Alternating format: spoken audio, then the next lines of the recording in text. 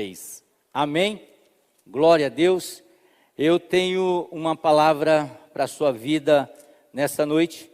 E eu gostaria que você abrisse a sua Bíblia no livro do profeta Jonas. Livro do profeta Jonas. Ó, nego, benção, hein? Aí sim, hein? Livro do profeta Jonas, capítulo de número 1. Glória a Deus. Livro do profeta Jonas, capítulo de número 1. E eu gostaria que você deixasse a sua Bíblia aberta. Hoje nós não vamos passar slide.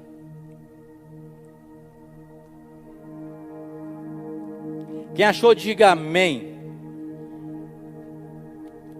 Diz o seguinte: a palavra do Senhor, palavra de quem? Que veio a Jonas, filho de Amitai, dizendo: levanta-se, vai à grande cidade de Nínive e pregue contra ela, porque a sua maldade subiu até a minha presença. Jonas se levantou, mas para fugir da presença do Senhor. Para Tarse, desceu a Jope, encontrou um navio que ia para Tarse, pagou a passagem e embarcou no navio para ir com eles para Tarse, para longe da presença do Senhor. Amém?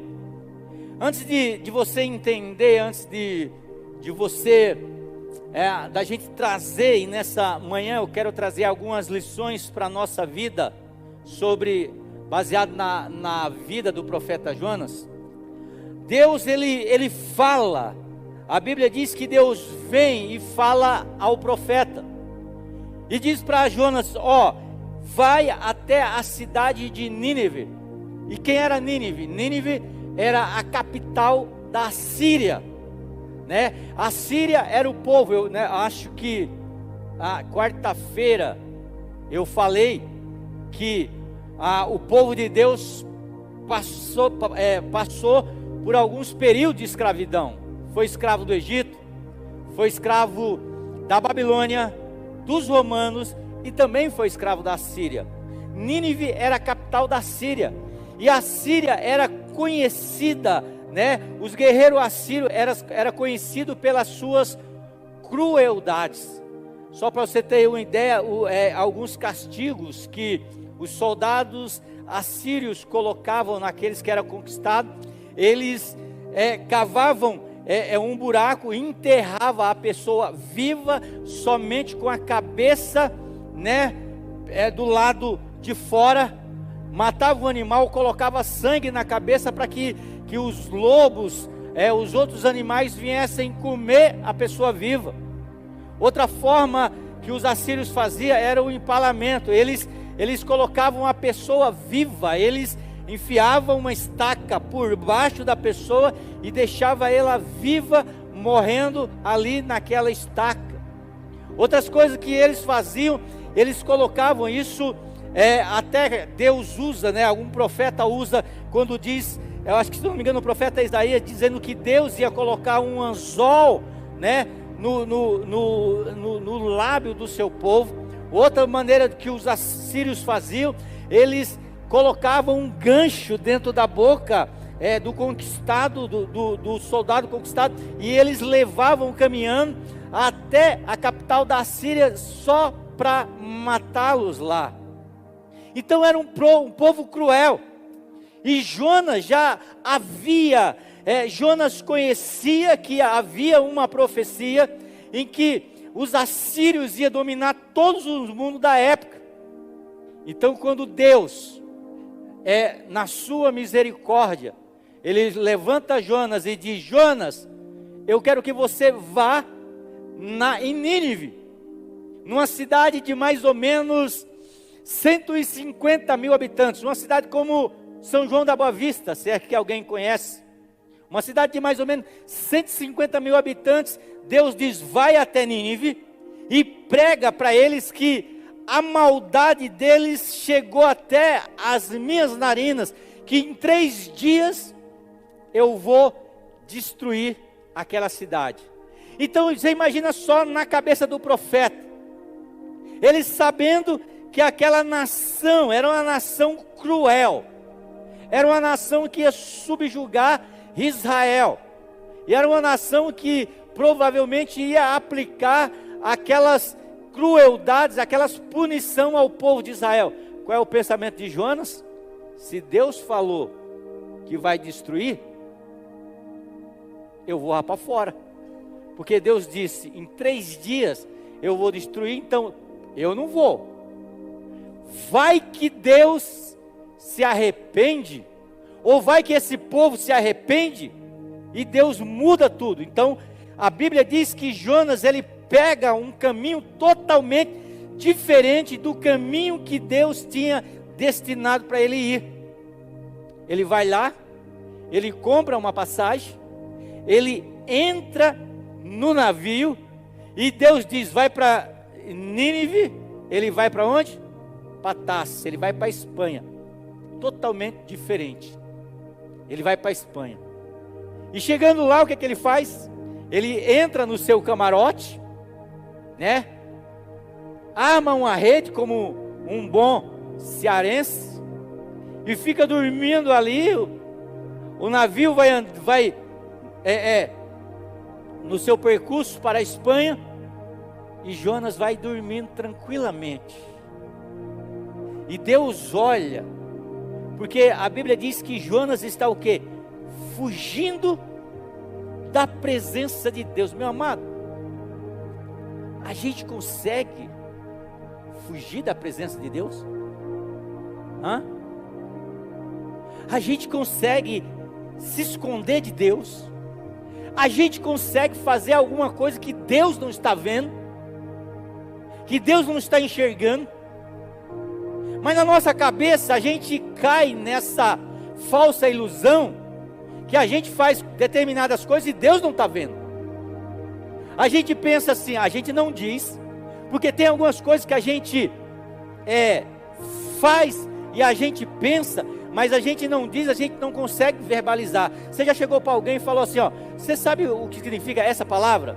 Aí a pessoa fala: eu sei. Me explica. Ela fala: eu sei, mas eu não sei explicar, sabe? Eu sei para mim. Tem aquelas determinados assuntos que a gente sabe para mim. Então a gente sabe que nós não podemos se esconder de Deus, mas Jonas vai lá e se esconde. E de repente Deus olha, e Deus começa a mandar uma grande tempestade, a ponto daqueles marinheiros que são acostumados com os mares bravos, eles começam a ficar preocupados, porque o barco começa a querer afundar, e aí eles começam a aliviar o barco, e aquele pessoal que está indo em direção a Tarsis, eles não são cristãos, eles não conhecem de Deus, cada um tem o seu Deus, e a Bíblia diz que eles começam a cada um orar pelo seu Deus, para que o seu Deus acalmasse aquela tempestade. Mas quanto mais eles oram, quanto mais eles aliviam uma carga para o navio ficar melhor de estar boiando, mais a tempestade vem, até que eles começam a clamar ao Deus dele, e aí eles começam a chamar todo mundo. Eles descem lá no porão do navio, na cabine do navio, vai batendo nas portas, e quando eles vai batendo em cada camarote, todo mundo já está acordado, mas quando ele chega no camarote lá onde Jonas está, o bonito está dormindo, o mundo está se acabando, e Jonas está dormindo. Alguém chega para ele e fala assim: ei, acorda, você não está preocupado, o navio está afundando, ora ao teu Deus. E aí eles comem, Jonas fica ali meio que na encolha. Ele sabe que aquilo que está acontecendo por causa dele, mas ele não quer assumir a responsabilidade.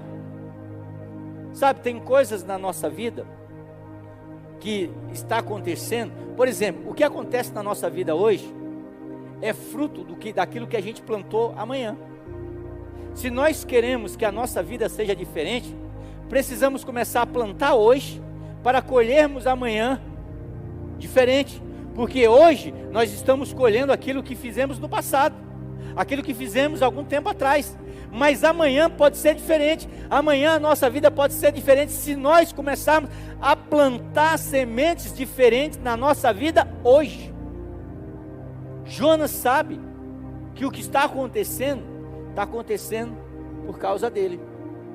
E aí o pessoal pergunta assim: olha aí, o que está acontecendo? Cada um olha para a sua vida, começa a examinar e vê que não tem nada a ver. E aí ele diz assim, olham para Jonas e falam: Jonas, da onde que você vem? O que você faz? Qual é a sua profissão? Jonas diz: olha, eu sou Jonas, eu sou temente a Deus. Deus me mandou ir para Nínive, eu sou profeta. Deus me mandou ir para Nínive pregar a palavra, mas eu me escondi, tentei me esconder de Deus, desobedeci a Deus, e por isso que isso tudo está acontecendo. Ele assumiu a responsabilidade, ele não culpou ninguém, ele não disse que a culpa era de outra pessoa, ele disse que a responsabilidade por aquilo que estava acontecendo era dele. E aí os marinheiros começaram a clamar, cada um ao seu Deus, e aí nada se resolvia, porque a questão não era de Deus com os marinheiros tinham o seu problema, a questão era de Deus com o servo dele, que estava andando em desobediência. E muitas vezes quando nós andamos em desobediência, irmão, as pessoas que estão próximas a nós, elas pagam pelas nossas desobediências. Aquilo que acontece na nossa vida acaba refletindo nas pessoas que estão à nossa volta. E era exatamente isso, era um tratado de Deus com Jonas, mas estava refletindo em todo aquele navio, porque aquele navio estava ali, Jonas estava ali inserido naquele navio. Então a tempestade estava vindo para Jonas, estava chegando para os marinheiros também. Reflete. Então sabe qual é o nosso problema? Que a gente tem que entender, amado. Uma das coisas que a gente tem que entender, que os nossos pecados, eles não dizem respeito somente a nós mesmos, influencia a vida daquelas pessoas que estão próximas a nós. Quem dera a gente errasse e só a gente fosse punido, a nossa filha não fosse punida, as nossas esposas não fossem punidas, os nossos familiares não fossem punidos, mas tudo aquilo que acontece na nossa vida reflete na vida de quem está próximo a nós. É ou não é? Por exemplo, quando a gente fica doente, quando você fica doente mesmo, quem fica doente é você, não é verdade? Mas isso vai impactar quem? Vai impactar o seu marido, vai impactar a sua esposa, vai impactar os seus filhos, vai impactar os seus amigos. Não vai impactar somente a mim, vai impactar aquelas pessoas que estão próximas a mim. Aí Jonas assume a sua culpa e Jonas diz assim, o pessoal fala: o que a gente pode fazer para resolver isso? Jonas fala: só tem uma coisa que tem que fazer: me joguem no mar, porque se vocês me jogarem no mar, a tempestade vai acabar. Porque o problema de Deus não é com vocês, o problema de Deus é comigo. O problema de Deus não é com vocês, marinheiros, que cada um tem o seu Deus, porque vocês estão na ignorância. Vocês não sabem, vocês sabem, a Bíblia ela é bem clara, sabe? Esses dias aí eu postei uma frase, né? Que diz o seguinte: cara, em determinada situação na nossa vida, a ignorância é uma bênção. Por quê? Porque quando a gente é ignorante de algumas coisas, a nossa responsabilidade, não que não tenha responsabilidade, ela vem menos, ela é menos. Mas quando a gente sabe o que está fazendo, a responsabilidade é maior. Jonas era profeta, Jonas sabia o que estava fazendo, e é por isso que a responsabilidade dele era maior. Ele não era ignorante acerca de Deus, ele era profeta, irmão, ele conhecia Deus. É igual a igreja não é ignorante a respeito de Deus, a respeito da bondade de Deus, a respeito daquilo que Deus espera da igreja. A igreja não é ignorante. Os homens jogam Jonas lá dentro do mar. A Bíblia diz que Deus, ele envia um grande peixe. A Bíblia não diz que é baleia, irmão. A Bíblia diz que Deus envia um grande peixe. Aí por muito tempo houve uma questão que achavam que isso era escrito no sentido figurado, que foi um sentido figurado, não existia um grande peixe. Mas há um ano atrás, se você dá um Google, você vai ver, acho que eu não me engano, aquele lado da Noruega, aquele lado lá, um pescador foi engolido. Acho que quem já viu essa reportagem ou a foto, um pescador, ele foi engolido por um grande peixe e depois ele foi vomitado para fora. Então, se a Bíblia diz que a maçã tem gosto de limão, eu acredito no que a Bíblia diz, que a maçã tem gosto de limão. E você está chamando limão de maçã e maçã de limão. Você já pensou que alguém pode ter errado? Que aquilo que a gente chama de limão pode ser maçã? E você foi ensinado desde cedo que aquilo é limão. Então quando eu estou falando limão aqui, você está pensando em algo verde, né? Mas de repente você pode ser que aquele algo verde seja aquele algo tipo meio vermelho, bonito, né? É só uma hipótese. Mas a questão que eu estou dizendo aqui é o seguinte: se a Bíblia diz uma coisa, eu acredito naquilo que a Bíblia diz. Jonas é engolido. E a Bíblia diz que ele fica ali durante 3 dias, ali dentro daquele peixe. E ele faz uma oração. Eu não sei como é que ele orou. Eu não sei se ele estava deitado, se ele estava em pé, se ele estava agarrado aqui no negocinho que tem, né, da garganta lá do peixe lá, tava, né, a gente chama de pinguelinho aquilo lá. Estava segurado naquilo lá. Eu sei que ele orou. E a Bíblia diz que Deus ouviu a oração. Ele diz nas entranhas da morte, nas entranhas do inferno. Ele diz: onde as águas me cobria, eu orei, e Deus ouviu a minha oração. E Deus fez com que o peixe fosse até Nínive e vomitasse Jonas ali na areia. Gente, aprenda uma coisa: nós podemos fazer a vontade de Deus tranquilamente, pegando o barco e indo na direção que Deus falou. Ou você pode chegar dentro de um grande peixe. Não importa como você vai chegar. Isso aqui não é uma frase calvinista. Não é uma frase calvinista. Mas Deus vai fazer todos os meios para que você chegue aonde Ele quer que você chegue. Agora você escolhe ir na cabine confortável de um navio, aonde Deus está na direção.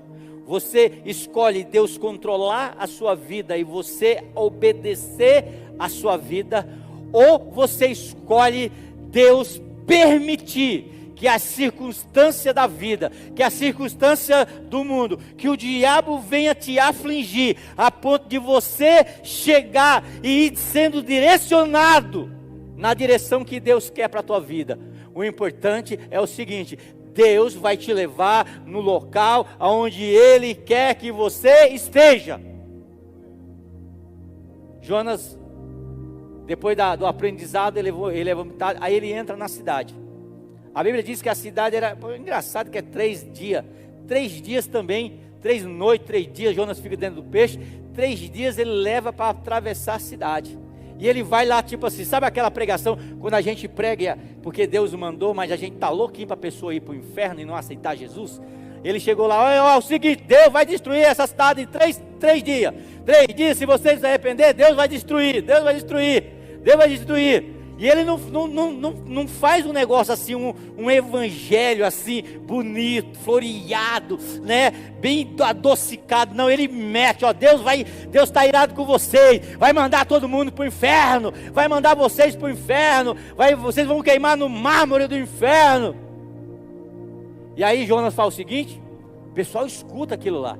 Aí Jonas vai numa colina, aí ele senta lá na colina.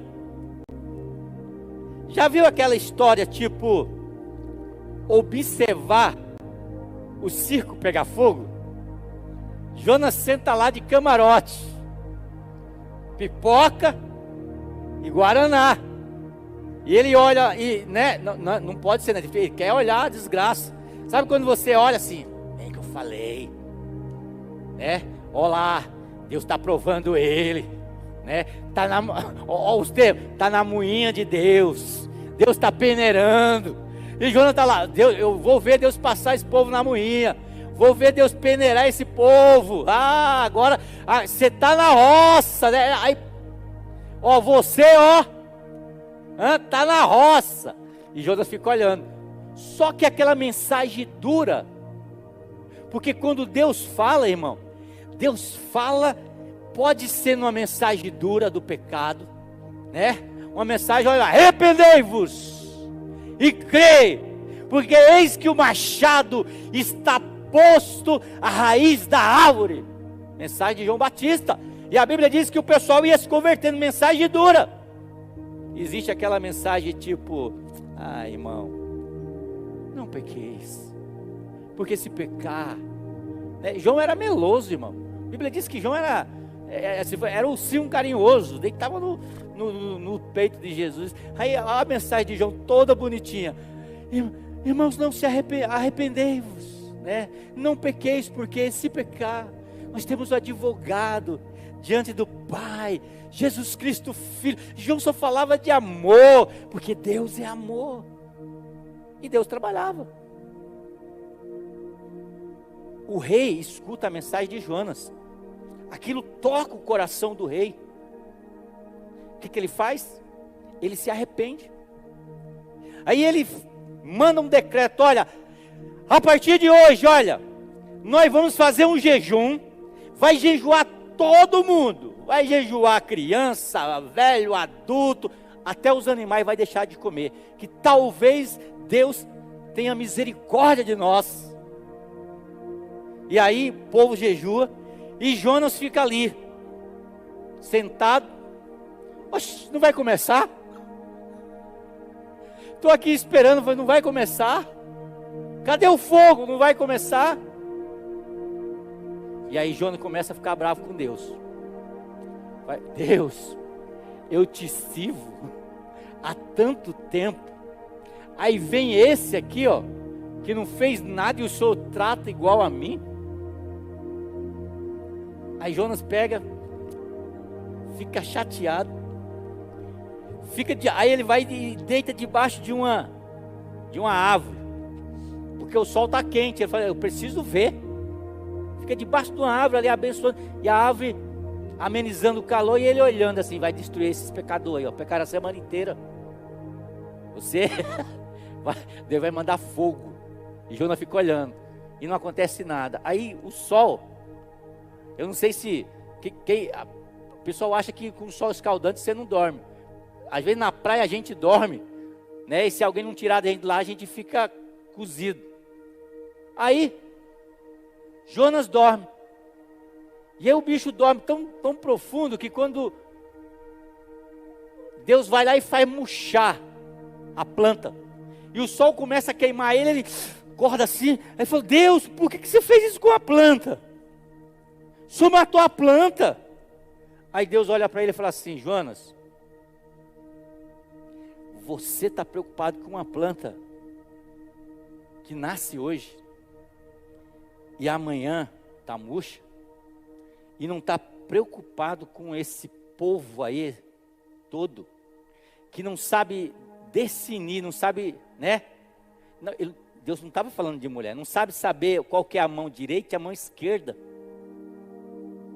né? Você não sabe. Eu amo esse povo. Eu não amo o pecado que eles cometem, mas eu amo esse povo. E Jonas aprende uma grande lição ali. A lição da misericórdia de Deus. Então, baseado nessa história, a primeira coisa que nós aprendemos com essa história, com esse texto: você não pode fugir de Deus. Coloca aí na sua anotação: você não pode fugir de Deus. Sabe por quê? Davi disse assim: aonde me esconderei do teu espírito? Se eu subo no céu, tu estás. Se eu desço na profundeza do inferno, tu estás lá também. Existe algo que nós chamamos de atributos. O que é atributos, pastor? Atributos é qualidades de um ser, de uma pessoa. Existem atributos de Deus, que são atributos transmissíveis. O que é um atributo transmissível? Aqueles atributos que em pequenas quantidades, ou de uma maneira menor do que a de Deus, Deus acaba transferindo para nós. Por exemplo, Deus é amor? Amém. No ser humano também existe amor. Isso é um atributo de Deus. Um atributo, misericórdia. Deus tem misericórdia? Tem. O homem tem misericórdia de vez em quando? Tem. Mas tem atributos de Deus que Ele não transfere para ninguém. Por exemplo, da onipotência, a capacidade de Deus ter todo o poder do mundo. Da onisciência, a capacidade de Deus saber tudo o que acontece no mundo. Deus sabe de tudo. E a onipresença, que é a capacidade de Deus estar em qualquer lugar. Enquanto eu estou aqui, neste momento, pregando para você, Deus está aqui nessa manhã, amém? Mas Deus também está em outras igrejas. Deus está também nesse mesmo momento, em igrejas, em cidades de fora, em países de fora. Deus está também, por quê? Porque Ele é onipresente. Então não tem nenhum lugar aonde eu possa me esconder de Deus, porque Deus está presente em todo lugar. Então como é que eu vou fugir de Deus? Como é que eu vou fugir daquilo que Deus tem para a minha vida? Porque Jeremias, ele disse, o ministério de Jeremias, irmão, foi um ministério meio que, o livro de Jeremias é um livro bonito, mas o ministério de Jeremias era um ministério que nenhum pastor queria ter. Porque Jeremias foi um profeta que profetizou, pregou e não ganhou ninguém. Ninguém se converteu quando Jeremias pregou. Tem um livro de Lamentações que ele chora por a palavra de Deus não ser ouvida. Mas aí ele disse: eu vou parar de servir a Deus.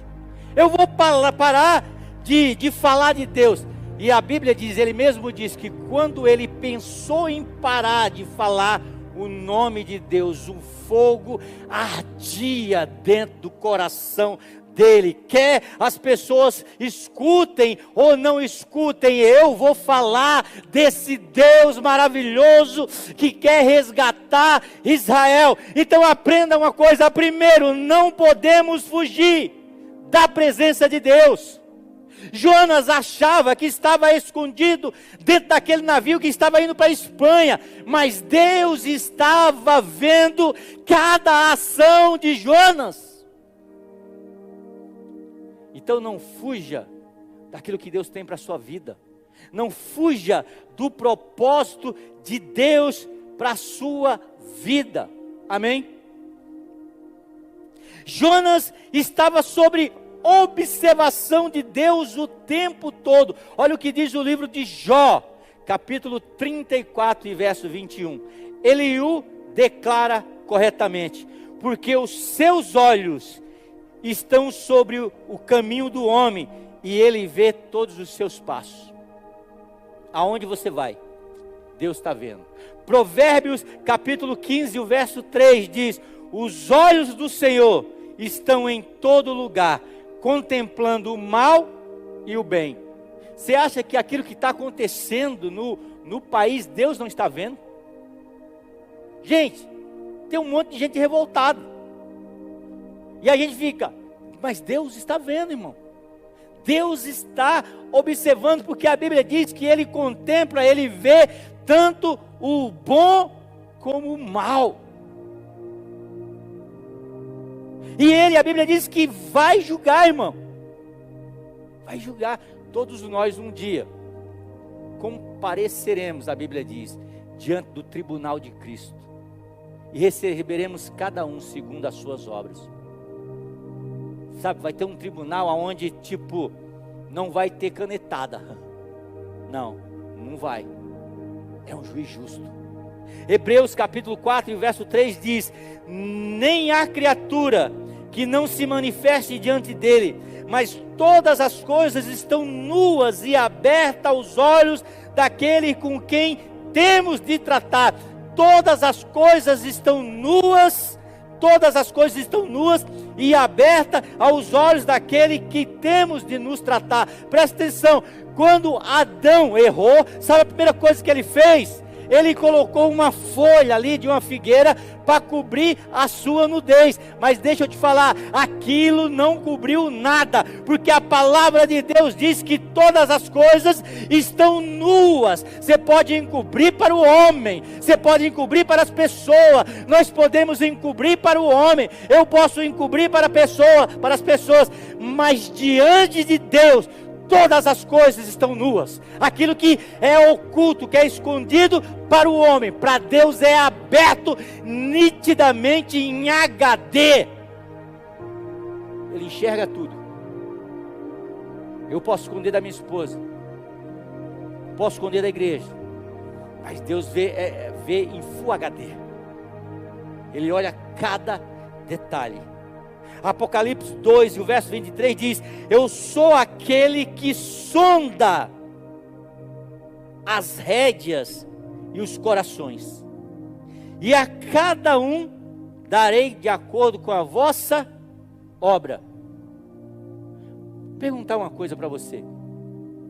Imagina que Deus aparece aqui nessa noite, nessa manhã, manda todo mundo ficar de pé, e Ele fala assim: olha,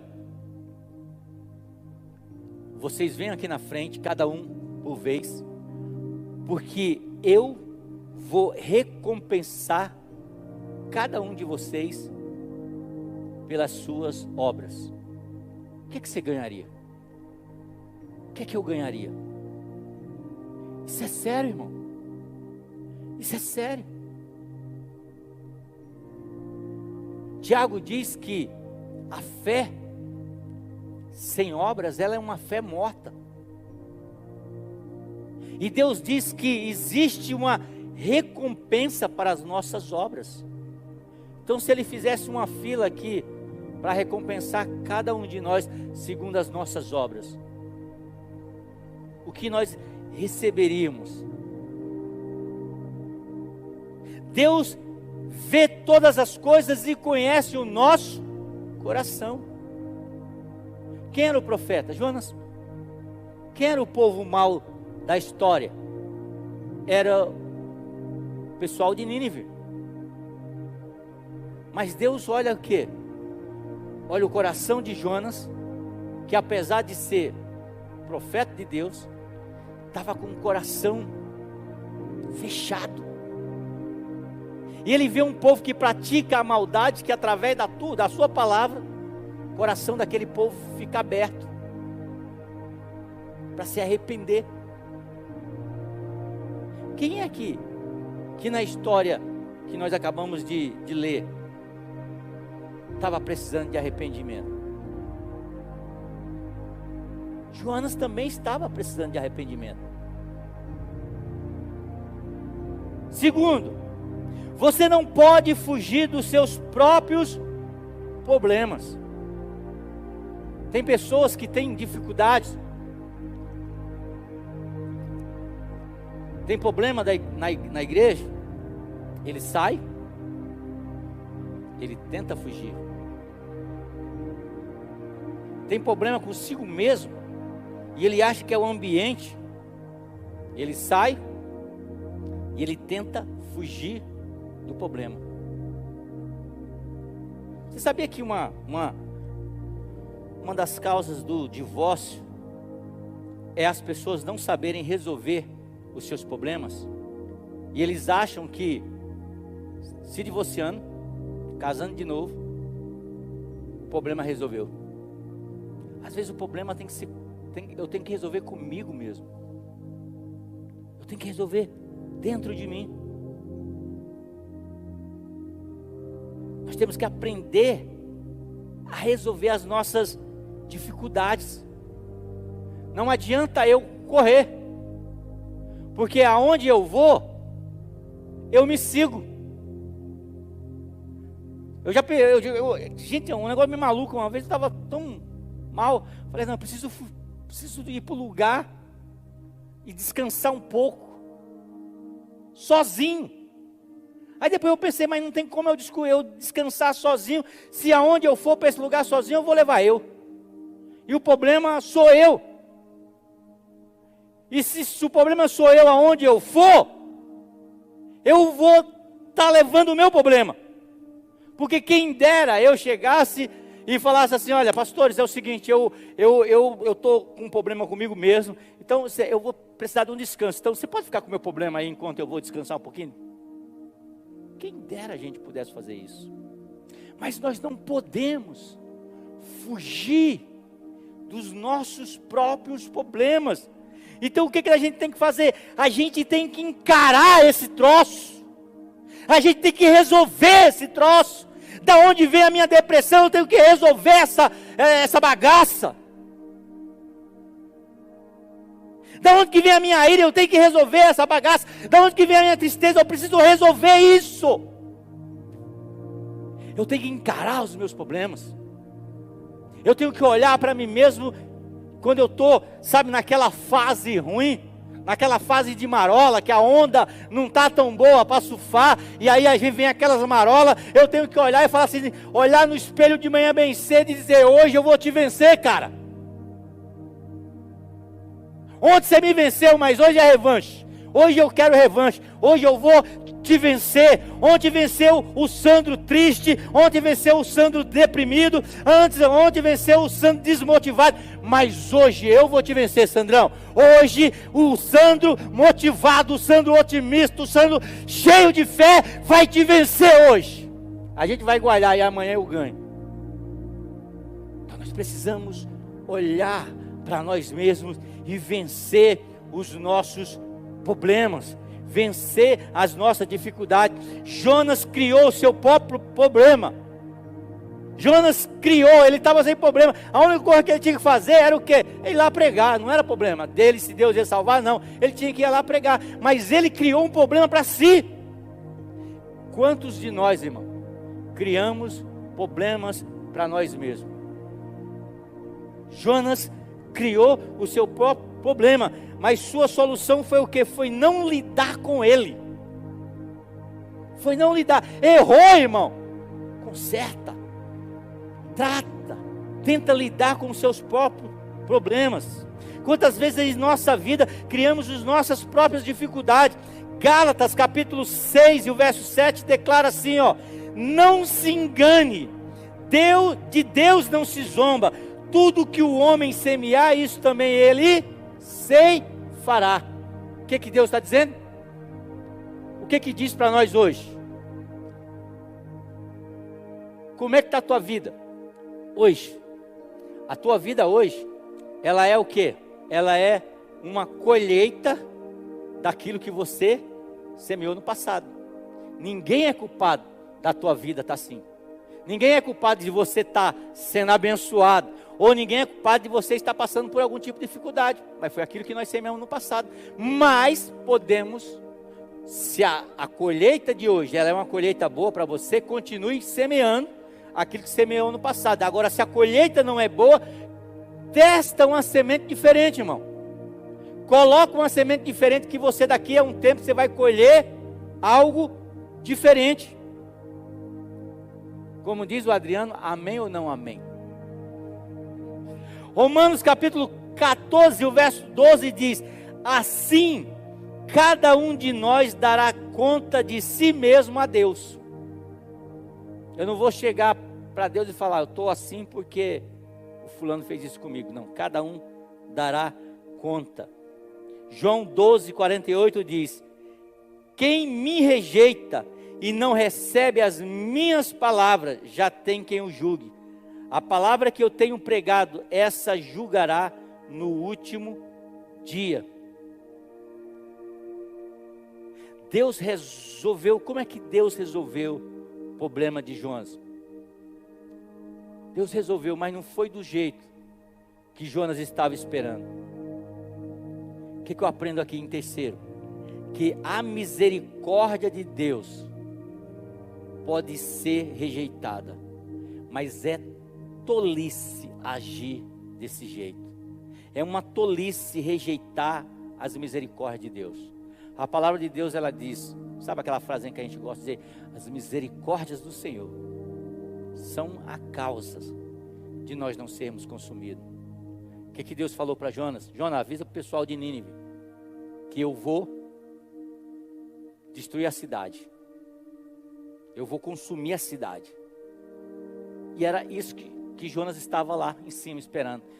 Deus vai mandar fogo, vai consumir a cidade. Mas a Bíblia diz que as misericórdias do Senhor é a causa de nós não sermos consumidos. Ao recusar a palavra de Deus, Jonas se viu na barriga de um grande peixe. Ele se viu em problemas.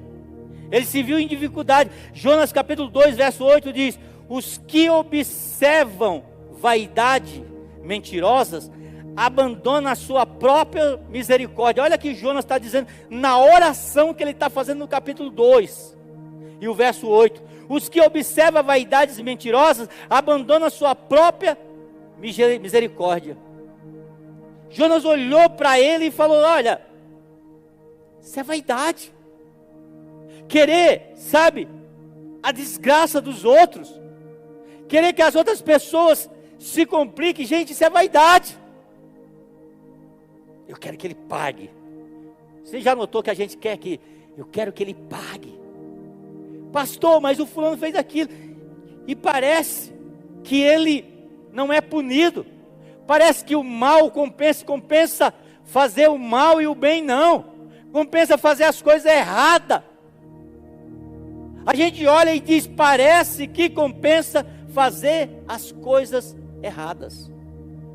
A gente muitas vezes vive no mesmo drama de Asaf, no Salmo 73, quando a Bíblia diz que ele começa a olhar a prosperidade do ímpio, ele começa a olhar as pessoas desonestas se darem bem nas coisas, ele diz, para que adianta servir a Deus?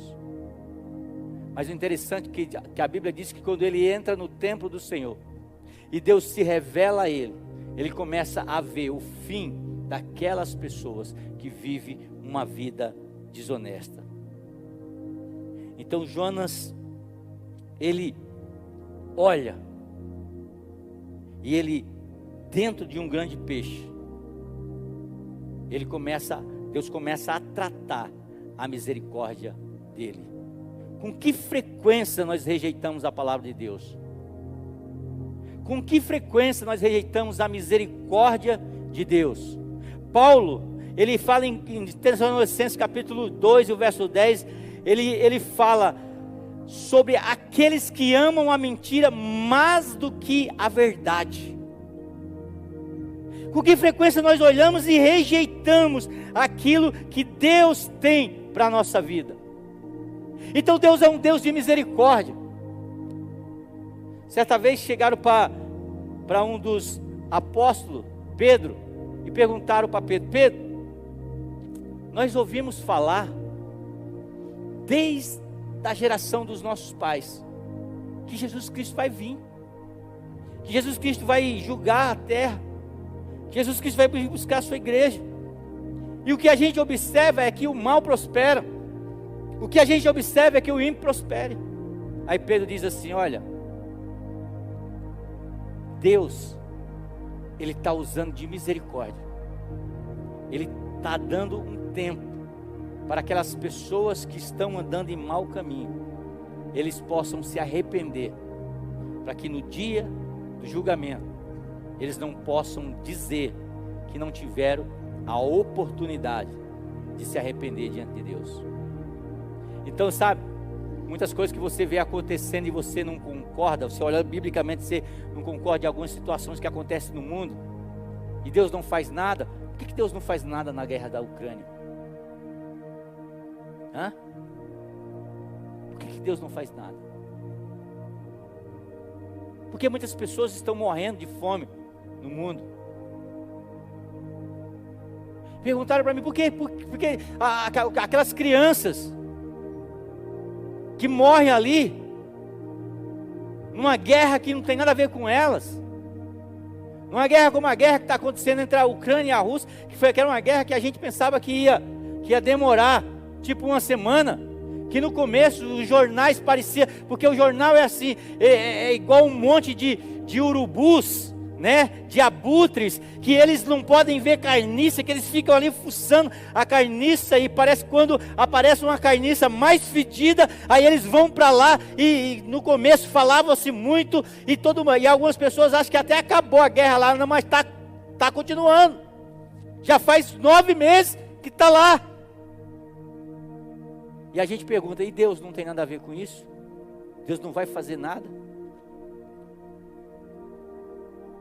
Vou te explicar uma coisa, irmão. Primeiro, existe uma coisa que a gente tem que entender. Todos nós temos livre-arbítrio. Até o presidente da Ucrânia, até o presidente da Rússia tem livre-arbítrio. Segundo, acabei de falar, tudo aquilo que nós fazemos respingam nas pessoas que estão lá, mesmo que elas não devam. E terceiro, mais importante do que a vida aqui nessa terra, é a vida que Deus preparou na eternidade. Deixa eu te falar uma coisa para você, Deus não está preocupado em muitas vezes mudar o plano dele, de alongar a nossa vida aqui na terra. Deus está preocupado se você vai viver uma vida eterna, porque essa vida nossa, ela é uma vida passageira. Então Deus está tão preocupado que Ele já o quê? Ele já trabalhou, já mandou o seu Filho Jesus Cristo morrer pela humanidade, para que eu e você possamos viver uma vida transbordante na eternidade. Então tudo aqui é passageiro, irmão. Tudo aqui vai passar. Quando chegar o meu dia, eu vou, e acabou. Porque o plano para Deus não é um plano para você viver num corpo corruptível o resto da sua vida aqui nessa terra. O plano de Deus é que você viva com Ele e com aqueles que amaram a Ele numa eternidade. Sabe, a gente vê um monte de... um tempo atrás, estava à moda aqueles filmes de vampiro, né? E aí eu fiquei pensando assim, você já imaginou se Deus te desse a imortalidade aqui nessa vida? Você vê seu pai morrendo, seu marido morrendo, seus filhos morrendo, o neto dos seus filhos, o filho dos seus filhos morrendo, seus amigos morrendo, todo mundo morrendo, e você vivendo aqui para sempre. Isso é cruel, irmão. Agora você imagina, se chegar o nosso dia de a gente ir e viver uma eternidade juntamente com Cristo, com aquelas pessoas que amaram a Jesus, sempre. Por isso que a Bíblia diz, não haverá dor, não haverá tristeza, porque a vida em Jesus Cristo está lá. Então, amado, que nós possamos aprender a ter misericórdia daquilo que Deus tem misericórdia, no nome de Jesus. Você pode ficar de pé, eu quero orar com você neste momento e abençoar a sua vida no nome de Jesus. não fuja daquilo que Deus tem para a tua vida. Não fuja do propósito que Deus tem na tua vida. E saiba sempre que existe misericórdia de Deus para a nossa vida e para a vida daquelas pessoas que nós amamos e aquelas pessoas que nós odiamos, né? Esses dias aí morreu um pastor que há muito tempo atrás esteve envolvido num erro muito grave. Era pastor da igreja Batista da Lagoinha, o Guilherme de Pádua. Todo mundo lembra da história que ele foi acusado de matar a sua esposa. Pagou a sua pena, Deus transformou a vida dele e ele morreu. Márcio Valadão, que era o pastor dele, falou que ele tinha uma vida, depois da conversão, exemplar, que era alguém que tinha referência dentro da igreja dele, e não tinha dúvida nenhuma que ele estava com Deus no céu. Sabe o que é isso, irmão? Por nós, ele estaria preso o resto da vida, mas por Deus, ele aplicou da sua misericórdia. Então, não se esqueça, existe um poder muito grande na graça de Deus na vida do ser humano. Vamos orar? Pai, em nome de Cristo Jesus, eu quero neste momento te agradecer, Senhor. Te agradecer por essa palavra. Te agradecer, ó Deus, pela tua misericórdia que tem invadido o nosso coração, que tem nos abençoado. Que o Senhor possa derramar da tua graça, que o Senhor possa derramar do teu poder, Pai. Em nome de Jesus Cristo, teu Filho. Abençoa, meu Deus, a tua igreja. Abençoa o teu povo, Senhor.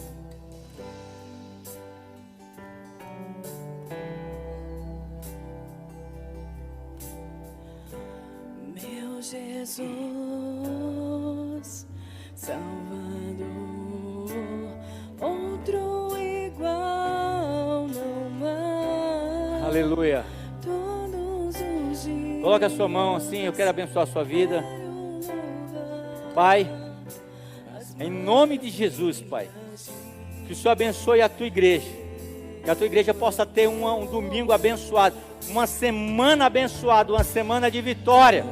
Abençoa o teu povo, abençoa a tua igreja, e que a graça de Deus Pai, que a consolação do Espírito Santo de Deus e o amor de Jesus esteja em nosso coração. Se você crê, diga amém. Deus abençoe a sua vida, a sua família. Semana de bênção na